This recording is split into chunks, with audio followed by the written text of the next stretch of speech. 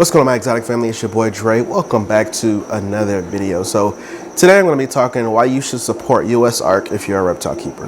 Let's go.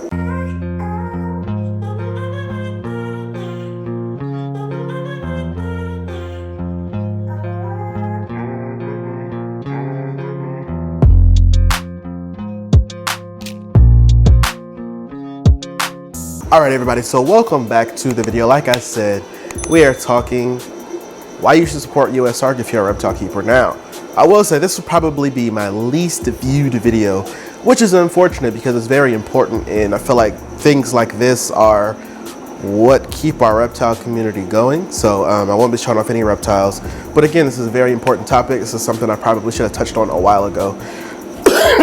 Now, Usark is the United States Association of Reptile Keeping. That's the organization that basically fights for our rights, right? Now we're seeing all these laws, we're seeing all these bans pop up, and everybody's groaning and moaning about it, but nobody is doing anything in their state. I know my good friend Jeremy Turgeon has been on Instagram hitting hard with this stuff, and nobody shows up to support. So we can't really complain if these bans or these laws pass if nobody does their part to actually show why these laws shouldn't pass. All right, so also, looking at what happened in Florida, there's a lot of people who feel like, I don't live in Florida, or I don't live in this place, I don't live in that place, so I shouldn't have to worry about it. Problem with that logic is, everybody is affected by what happened in Florida if you are a reptile keeper, because a lot of breeders live in Florida, depending on what animal you have. Of course, there's breeders all over, but a huge chunk of the reptile community is in Florida. So a lot of people took a hit once they passed that law. Again, reptile community as a whole, this is something that we have to do together.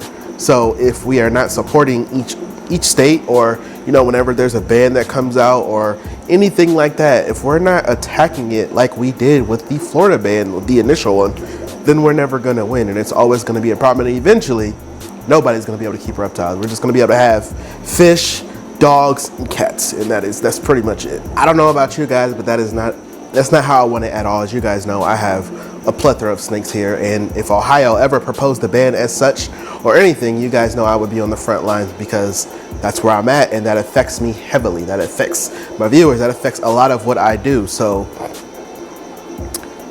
I mean, that's really plain and simple what it is. I mean, we can't expect to beat these bans and these laws if we're not showing up, showing out, not showing out in a negative way, but you guys get it. We got to do our part. Also, if you are online and you're just doing random things for views that highlight the animal in a negative way, that is definitely not the way.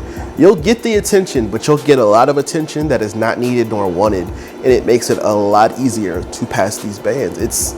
It makes no sense. If you know you have a 12-foot retic, and if you know people are already scared of snakes, don't show a video of you taunting it and it's striking at you because it's in defense mode.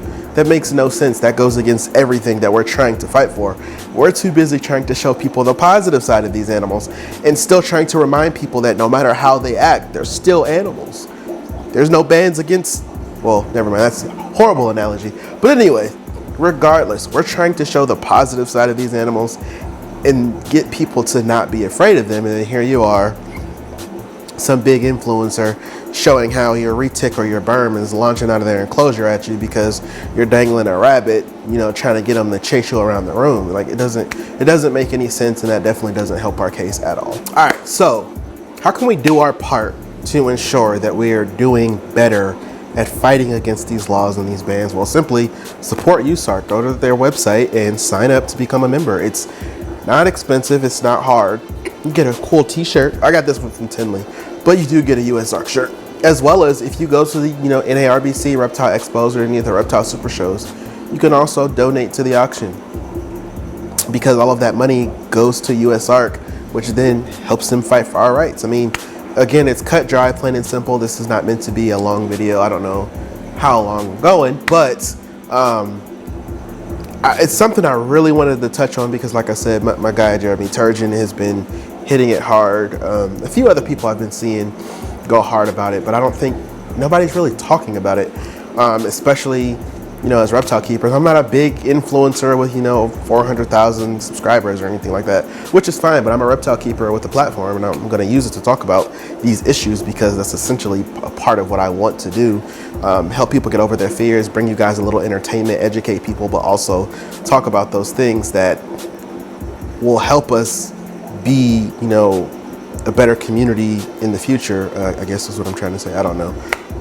But essentially, if we can stop bickering with each other and, you know, put that energy towards fighting off these laws, and I think we'd be better off. But I don't know. That's just me. I digress. Let me know what you guys think down in the comments. I would love to hear your guys' responses about it. Like this video, subscribe to the channel if you like this video. Follow me on Instagram at DWExotics, and as always, stay exotic.